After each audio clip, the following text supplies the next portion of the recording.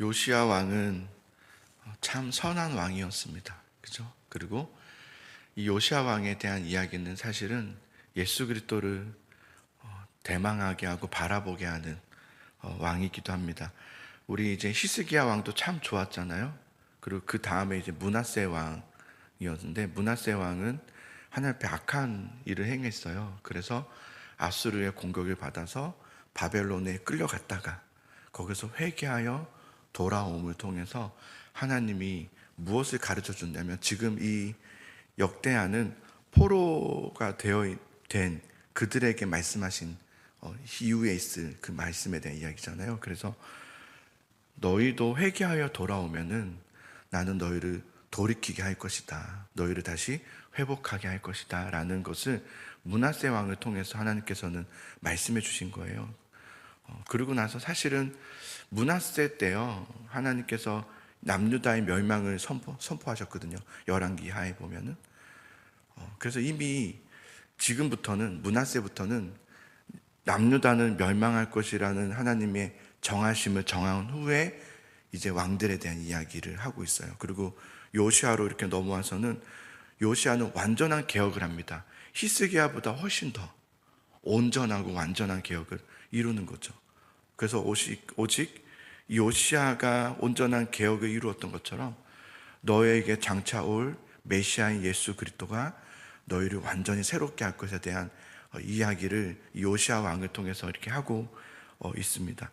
요시아는 8세 때 8살 아주 어린 나이에 왕위에 올라갔고, 그리고 16세 때에 비로소 하나님을 찾았다 그랬어요. 비로소 하나님을 찾았다는 것은 하나님만이 내 살 길이고 우리 백성의 살 길은 오직 하나님밖에 없다라는 것을 알게 되었다라는 것이고요. 그리고 나서 20세에 가서는 온 이스라엘, 남유다만이 아니라 온 이스라엘을 정결하게 하도록 하죠. 그래서 했던 것이 오랫동안 뿌리 내리고 있었던 우상들을 제거하는, 그 습관들을 제거하는, 그 관습들과 잔당들을 다 제거하는 그런 일들의 정결의 시간들을 갖고 나서 26세 때에 가서는 성전 수리하고 보수하는 이야기를 우리가 어제까지 나누었습니다. 이렇게 하나님만이 우리 인생에, 우리 백성의 살기 되심을 깨달은 후에 전 인생을 걸어서 하나님 향해서 달려간 거죠. 정결하게 하고, 그렇게 정결하게 하고 또 악한 우상들을 제거하고 그러면서 수리하면서 발견하게 되었던 것이 바로 이제 율법책. 그래서 우리가 한 가지 알 수 있는 것은 정결이 이루어지자 무엇이 발견되었어요? 율법책이 발견되었다는 것을 볼 수 있죠. 그래요.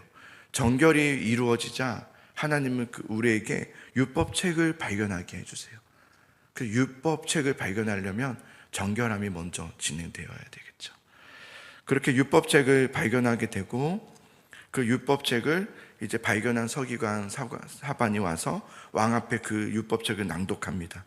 그 낭독되어지는 그 말씀을 들었던 요시아의 마음이 뜨거워지고 눈시울이 붉어지면서 통곡하여 옷을 찢기 시작합니다. 옷을 찢은 왕 요시아, 말씀 앞에 옷을 찢은 왕 요시아, 너무 멋진 왕 아닙니까? 예수 그리스도의 모습이기도 하죠. 자신의 몸을 찢으셨던 예수 그리스도를 상징하기도 합니다. 그렇게 옷을 찢으며 통곡할 수밖에 없었던 이유는 그 말씀의 내용 때문이었는데, 우리가 그 내용을 이제 어제 말씀 보면은 남유다의 멸망에 대한 기록이 되어 있죠. 네가 이곳과 그 주민에게 재앙을 내리되 곧 유다 왕 앞에서 읽은 책에 기록된 모든 저주대로 하리니 이는 이 백성들이 나를 버리고 다른 신들을 분향하며 그의 손의 모든 행위로 나의 노여움을 샀음이라. 그러므로 나의 노여움을 이곳에 쏟음에 꺼지지 아니하리라. 이 멸망에 대한 말씀을 이 요시아가 들었어요. 그런데 이 요시아가 들었던 말씀을 들었을 때 이 말씀을 멸망에 대한 두려움, 어떤 우리나라가 이제 끝났구나 이런 것에 대한 두려움이 아니라, 그런 것이 아니라 하나님의 마음을 느꼈기 때문이에요. 우리도 이런 말 들으면 뭐래요? 우리 끝났단 말인가? 뭐 우리나라 뭐 끝났다 뭐 이렇게 연결시켜 버려서 막 그러는데, 그게 아니라 요시아가 핵심을 두었던 것은 뭐냐면, 야, 이 남유다 이제 끝났구나, 뭐 므낫세부터 이미 정해졌구나, 야, 이제 우리는 답이 없어, 이 얘기를 하는 것이 아니라, 이래서 옷을 찢은 것이 아니라 하나님의 마음이 느껴졌기 때문이에요. 어떤 마음이요? 너희가 나를 버리고 내가 끊임없이 너희를 향해서 달려가고, 너희가 애굽에서 출애굽된 후로부터 계속해서 그들을 동행해주고 함께하고, 낮에는 구름 기둥으로 밤에는 불 기둥으로, 우리는 구름 기둥, 불 기둥, 여기에 막 그 어떤 모습이었을까, 이런 걸 상상하지만 핵심은 낮과 밤을 말하는 거죠. 나는 너희를 낮과 밤으로 보호했고 너희를 지켜냈고, 그들은 이쁜 자녀들이 아닙니다. 미운 자녀들이에요. 하나님을 떠난 자녀들이고 원망하는 자녀들이고 불평하는 자녀들임에도 불구하고 나는 너희를 낮과 밤으로 너희를 보호하지 않았냐. 끊임없이 하나님은 불평하고 원망하고 하나님을 떠나지만, 하나님은 그들을 떠나지 않으시고 계속해서 크신 긍휼로 붙잡아 주시고 인도해 주시고 돌이켜 주시고, 이걸 끊임없이 하셨단 말이에요. 그럼에도 불구하고 결국은 너희는 나를 버렸다는 거예요. 끝끝내 너희는 나를 버렸구나.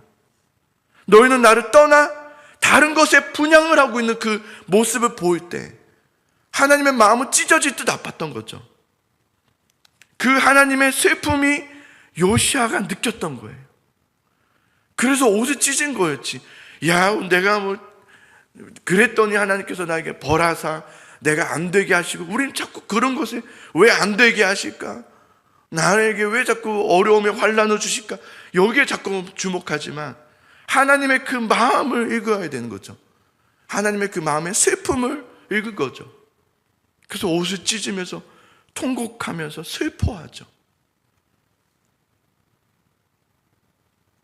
재앙이 내릴 것에 대한 슬픔이 아니라 우리가 하나님을 이렇게 버렸군요.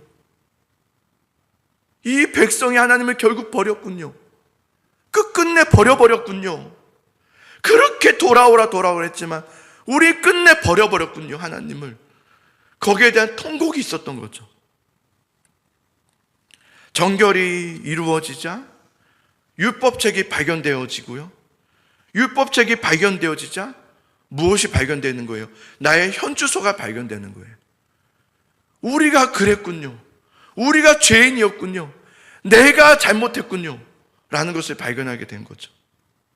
요시야 왕은 이렇게 말씀을 듣고 모든 장로들과 온 백성들을 한 곳에 모으게 하죠. 그리고 그들 앞에서 언약의 책을 낭독하여 주었다 그랬어요. 처음으로 왕이 낭독해 줬죠. 앞으로도 이후로도 없어요. 요시야 왕이 백성들 앞에서 읽었던 들었던 말씀을 낭독해 줘요.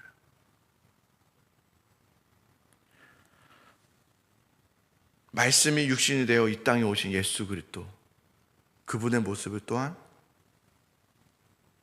예표해 주죠. 예수님은 그렇게 주님을 결국 떠나버린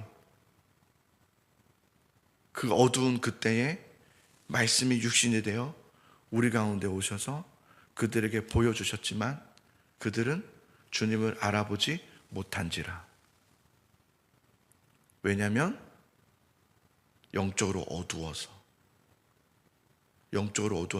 듣지를 못하고 깨닫지를 못하는 거죠.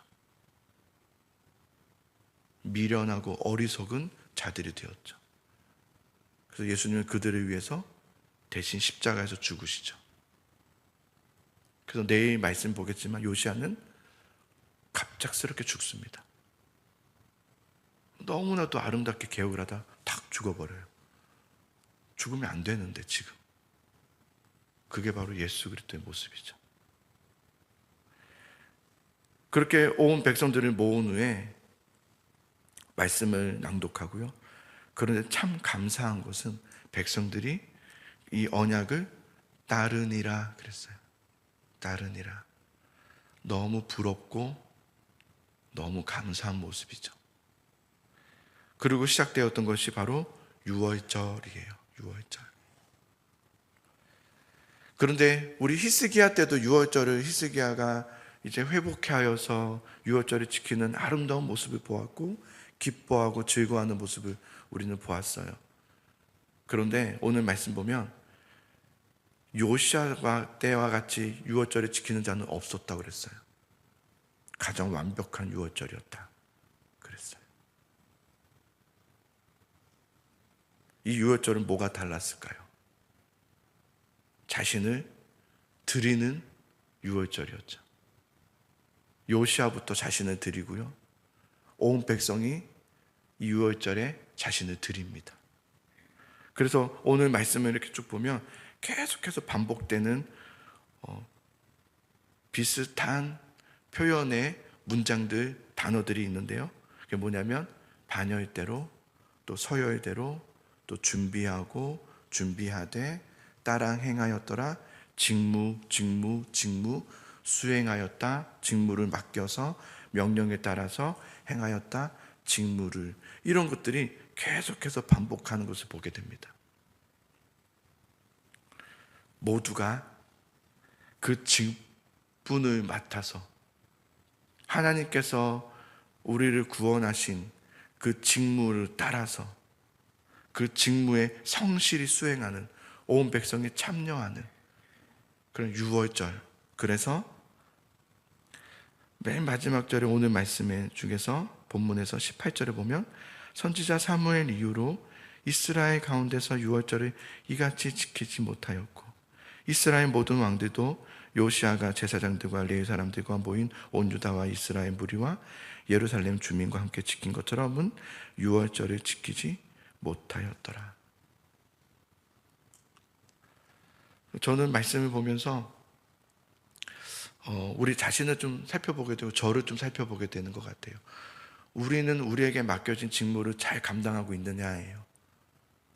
각자 나에게 주신 직무가 있거든요. 여러분을 부르시고 나서 부르시고 구원하시고 땡 이게 아니라, 그러시고 나서 하나님은 다시 오신다고 했어요. 예수님이 다시 오실 때 하나님의 나라가 임하는 거죠.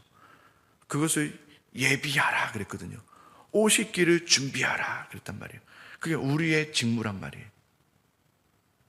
주님이 오실 길을 예비하고 준비하는 삶을 살아가는 것이 이 시대에 우리가 해야 될 몫일 터인데, 오늘날의 우리의 교회들과 우리 성도님들은 과연 하나님의 직무를 잘 감당하고 있습니까? 세상 뉴스에 빠져서 거기에 혹시 빠져 있는 건 아닙니까? 정말 우리가 주목하고 읽고 묵상해야 될 그것은 무엇일까요? 내가 정말 부르짖으며 기도해야 될 그 부르짖음의 내용은 무엇이어야 될까요? 우리나라가 경제적으로 부강하는 게, 군사적으로 부강하는 게 우리가 정말 부르짖어야 될 것입니까? 부르짖어야죠. 그러나 우리가 정말 소망해야 될 우리의 진짜 나라, 나의 정체성은 어디 있습니까? 하나님의 나라죠. 그 나라를 위해서 나에게 맡긴 직무를 우리는 감당하고 있습니까? 아니면 내려놓았습니까? 주님의 나라는 언젠가 오겠지, 나는 그냥 내 살 거, 내 취미생활 하면서 교회도 끊지는 않고 그렇게 살아보면서 주님 앞에 가게 되는 그날을 꿈꾸는 것은 아닙니까? 저는 그래서 말씀을 보면서 우리에게 각자 주신 직무가 있을 터인데 우리가 그 직무를 잘 감당하는 것이 얼마나 중요할까? 저에게도 오늘 새벽에도 일어나자마자 그냥 마음에 계속 드는 것은, 하나님, 내 직무가 분명히 있는데 그 직무를 내가 좀 잘 감당해야 될 텐데, 그런 생각이 들더라고요. 어제도 그랬고 말씀을 보면서 나는 과연 하나님의 그 부르심의 그 직무에 충성되이 나는 임하고 있고 사용되고 있는가? 나는 그 직무를 정말 잘 감당하고 있는가? 아니면 적절하게 하고 있는 것은 아닌가? 저의 중요한 직무 중에 하나는 여러분에게 말씀을 해석해 주는 걸 겁니다. 나는 과연 이것에 충성하고 있는가? 아니면 이 정도면 됐지라고 했던 것은 아니었을까? 그렇게 우리 각자의 주어진 직무를 우리가 한번 살펴보죠. 그리고 오늘 말씀을 그냥 또 덮어버려서 또 잊어버리는 그런 말씀들이 아니라, 이 말씀을 우리가 들었다면 이 새벽에 뭘 기도하는 거냐면, 내가 하고 싶은 얘기를 하고 가는 게 아니라 오늘 주신 말씀을 붙들고 기도하는 거예요. 주는 이 말씀으로 나에게 무엇을 말씀하고 계십니까? 자꾸 변명하지 마시고 나는 이제는 아닌 것 같아서가 아니라, 주님, 내가 지금 놓치고 있는 것은 무엇이었습니까? 하나님, 내가 주님 앞에 해야 될 그 사명과 직무는 무엇이었습니까? 주님, 내가 그것을 감당하기를 원합니다. 주여, 날 써주시옵소서 라고 기도하면서 우리 하나님 앞에 부르짖으면서 나아가는 이 새벽, 정말 은혜의 새벽, 하나님께로 나아가는 은혜의 새벽들이 될 수 있기를 간절히 사랑하고